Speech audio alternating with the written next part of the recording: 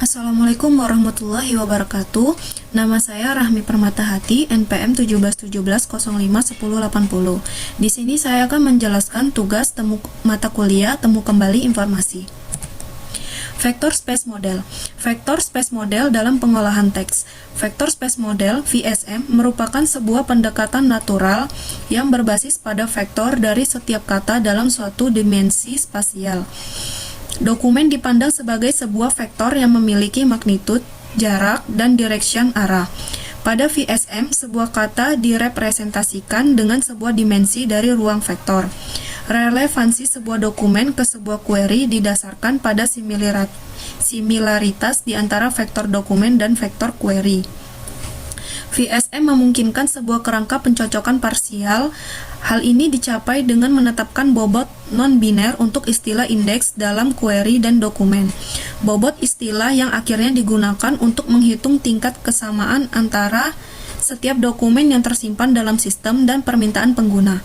Dokumen yang terambil disortir dalam urutan yang memiliki kemiripan.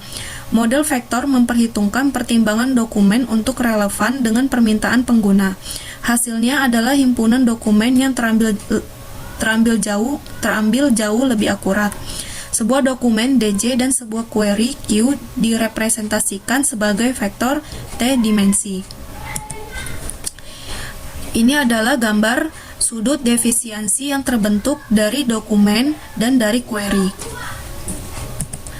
Dalam VSM, koleksi dokumen direpresentasikan sebagai sebuah matriks term dokumen atau matriks term frekuensi.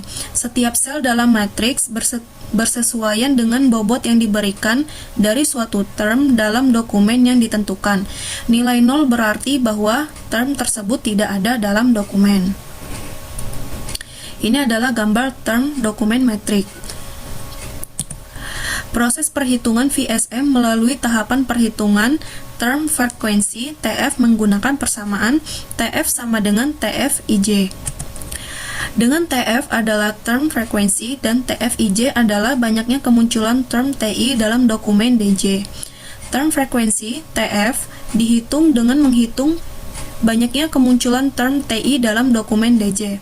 Perhitungan inverse dokumen frekuensi IDF menggunakan persamaan IDF I sama dengan log N per DF I. Dengan IDF I adalah inverse dokumen frekuensi. N-nya adalah jumlah dokumen yang terambil oleh sistem dan DFI-nya adalah banyaknya dokumen dalam koleksi di mana term TI muncul di dalamnya. Maka perhitungan IDFI digunakan untuk mengetahui banyaknya term yang dicari atau DFI yang muncul dalam dokumen lain yang ada pada database atau korpus. Perhitungan term frekuensi inverse dokumen frekuensi TF atau TF IDF menggunakan persamaan WIJ sama dengan TF IJ dikali log N per DFI. Term frekuensi atau TF adalah sebuah frekuensi dari kemunculan sebuah term dalam dokumen yang bersangkutan. Jadi semakin besar jumlah kemunculan suatu term dalam dokumen, maka semakin besar pula bobotnya atau akan memberikan nilai kesesuaian yang semakin besar. Pada term frekuensi TF terdapat beberapa jenis formula yang dapat digunakan. Yang pertama ada TF biner. Ini hanya memperhatikan apakah suatu kata atau term ada atau tidak di dalam dokumen. Jadi jika ada, maka akan diberi nilai 1. Jika tidak ada, maka akan diberi nilai 0. Yang kedua ada TF murni atau raw TF. Nilai TF ini diberikan berdasarkan jumlah kemunculan suatu term di dokumen. Jadi contohnya jika dia muncul 5, maka kata tersebut maka akan bernilai 5. Yang ketiga adalah TF logaritmik. Hal ini untuk menghindari dominansi dokumen yang mengandung sedikit term dalam query, namun mempunyai frekuensi yang tinggi. TF sama dengan 1 plus log 10 FTD. FTD lebih besar daripada 0. 0 FTD sama dengan 0, di mana nilai FTD adalah frekuensi term T pada dokumen. Jadi jika suatu kata atau term terdapat dalam suatu dokumen sebanyak 5 kali, maka diperoleh bobot 1 plus log 5 sama dengan 1,699. Tetapi jika term tidak terdapat dalam dokumen tersebut, bobotnya adalah 0. Yang keempat adalah TF normalisasi. Ini menggunakan perbandingan antara frekuensi sebuah term dengan nilai maksimum dari keseluruhan atau kumpulan frekuensi term yang ada pada suatu dokumen. Inverse Document Frequency atau IDF merupakan sebuah perhitungan dari bagaimana term didistribusikan secara luas pada koleksi dokumen yang bersangkutan. IDF ini menunjukkan hubungan ketersediaan sebuah term dalam seluruh dokumen.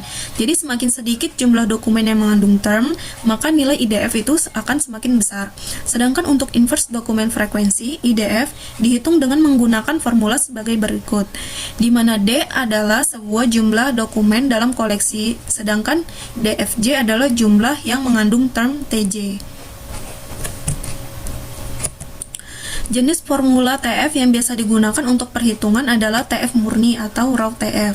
Dengan demikian, rumus umum untuk term weighting TF IDF adalah penggabungan dari formula perhitungan raw TF dengan formula IDF dengan cara mengalihkan nilai TF dengan nilai IDF. Ini adalah rumus TF IDF, di mana WIJ adalah bobot term TJ terhadap dokumen, sedangkan TFIJ adalah jumlah kemunculan term atau TJ dalam dokumen. D adalah jumlah semua dokumen yang ada dalam database, dan DFJ adalah jumlah dokumen yang mengandung term TJ. Minimal ada satu kata, yaitu term TJ.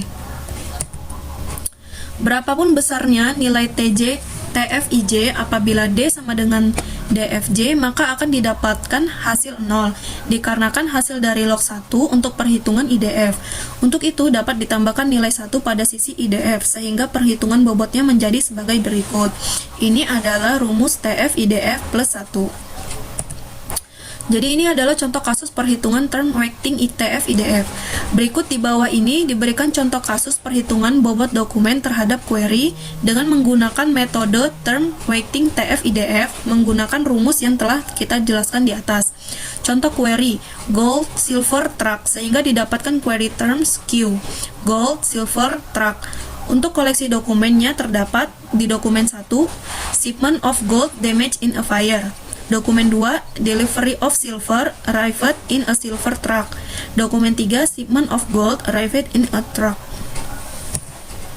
Jadi total jumlah dokumen adalah koleksi dokumen adalah D sama dengan 3. Untuk setiap query dan dokumen dalam koleksi dilakukan pemotongan string berdasarkan tiap kata yang menyusunnya, menghilangkan tanda baca, angka, dan stop word. Jadi setelah melalui proses ini, maka kata of, in, dan a pada ketiga dokumen dihapus lalu di stemming, sehingga mendapatkan term-term atau terms dokumen sebagai berikut: ship, gold, damage, fire, deliver, silver, arrive, truck. Tahap proses keseluruhan di atas dinamakan preprocessing text. Pada tahap selanjutnya, tiap dokumen diwujudkan sebagai sebuah vektor dengan elemen sebanyak term query yang terdapat dalam tiap dokumen yang berhasil dikenali dari tahap ekstraksi dokumen selanjutnya. Vektor tersebut beranggotakan bobot dari setiap term query yang dihitung berdasarkan metode term weighting TF IDF. Ini adalah representasi term query pada ruang vektor.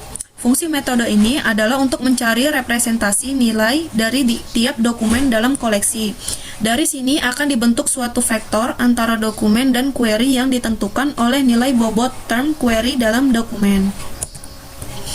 Semakin besar nilai perhitungan bobot yang diperoleh, maka semakin tinggi tingkat similaritas dokumen terhadap query. Contohnya untuk perhitungan bobot W term query silver dalam dokumen 2. Deliver of silver arrived on a silver truck, yaitu jumlah kemunculan term silver dalam dokumen 2 adalah sebanyak 2 kali. TF sama dengan 2. Jadi total dokumen yang ada di dalam koleksi sebanyak 3 dokumen. Dari ketiga dokumen dalam koleksi, term silver muncul pada dokumen 2 saja, sehingga total dokumen yang mengandung term silver adalah satu dokumen, DF sama dengan 1, sehingga dapat diperoleh nilai bobot term silver pada dokumen 2. Ini adalah contoh perhitungan term weighting TF IDF. Dengan demikian, dapat diperoleh nilai bobot W untuk setiap term pada query dalam masing-masing dokumen. Ini adalah dokumen 1, gold, silver, truck, dokumen 1, dokumen 2, dokumen 3, ini TF-nya, DF, D per DF, IDF plus 1. Jadi di sini nilai bobot setiap dokumen. Ini nilai bobot dokumen 1, 1,176. Nilai bobot dokumen 2, 4,130. Nilai bobot dokumen 3, 2,352. Ini adalah tabel matriks term weighting TF IDF. Selanjutnya saya akan menjelaskan TF IDF, contoh TF IDF di dalam Python. Nah, di sini code ini adalah untuk mengimpor pustaka yang diperlukan. Nah, di sini ada dua dokumen sederhana yang masing-masing diberi satu kalimat. Nah, di dokumen 1 ini kita masukkan kalimat pria itu pergi jalan-jalan. Di dokumen 2 kita memasukkan kalimat anak-anak duduk di sekitar api. Kode yang ketiga, algoritma pembelajaran mesin tidak bisa bekerja dengan teks baku langsung. Sebaliknya, teks harus diubah menjadi vektor angka dalam pemrosesan bahasa natural. Teknik umum untuk mengekstrak fitur dari teks adalah menempatkan semua kata yang muncul di teks ke dalam wadah. Pendekatan ini disebut model back of word atau disingkat BOW. Ini disebut sebagai kantung karena informasi tentang struktur kalimat hilang. Ini adalah dengan mentransmisikan kumpulan kata menjadi satu set dapat secara otomatis menghapus kata duplikat apapun. Jadi contohnya di sini, pria itu pergi jalan-jalan. Jadi jalan ini ada dua kata. Jadi dia otomatis akan menghilang. Jadi sekitar, pria itu, anak-anak, ini karena nyambung, duduk, pergi, di, api, jalan. Jalannya hanya muncul satu karena di sini kita udah ngapus secara otomatis kata duplikat. Di sini. Selanjutnya kita akan membuat kamus kata dan kemunculan untuk setiap dokumen dalam korpus. Sekitar. Jadi 0 ini adalah dokumen 1, dokumen A atau dokumen A, 1 ini adalah dokumen B. Jadi sekitar ada di dokumen 0.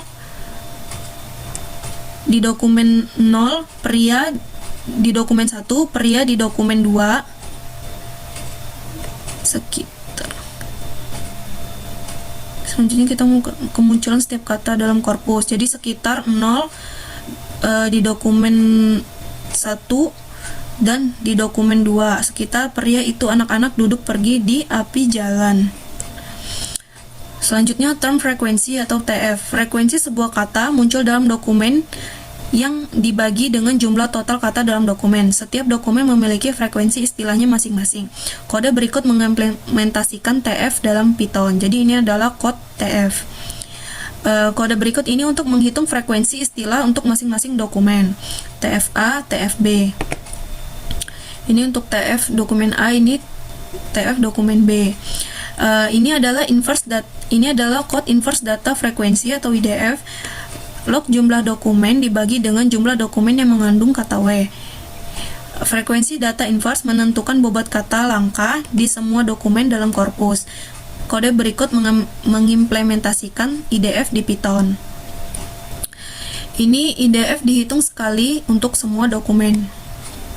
Terakhir, TF IDF ini kita gabungkan, hanyalah TF yang dikalikan dengan IDF. Terakhir, kita dapat menghitung skor TF IDF untuk semua kata dalam korpus. Ini adalah code-nya.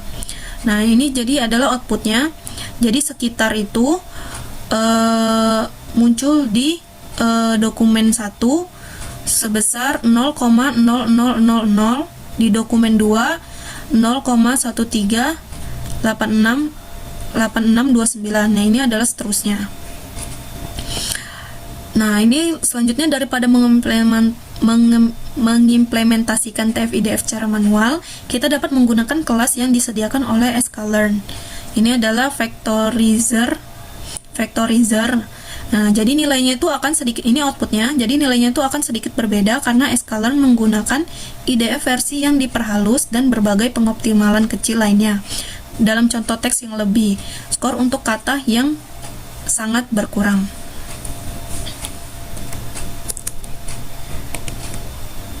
Sekian presentasi tugas mata kuliah Temu Kembali Informasi. Terima kasih.